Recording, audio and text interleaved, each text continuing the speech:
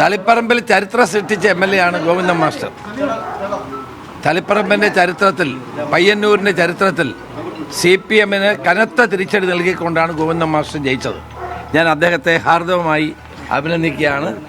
അദ്ദേഹത്തിൻ്റെ വിജയം കേരളത്തിലെ ജനാധിപത്യ വിശ്വാസികളുടെ വിജയമാണ്. മുഴുവൻ മാർക്സിസ്റ്റ് പാർട്ടിയുടെ വോട്ട് അദ്ദേഹത്തിന് ലഭിച്ചു. അപ്പം മാർക്സിസ്റ്റുകാരുടെ മനമറിഞ്ഞ് ഒരു തീരുമാനമെടുത്ത ഗോവിന്ദൻ മാസ്റ്ററെ ഞാൻ പ്രത്യേകം അഭിനന്ദിക്കുകയാണ്.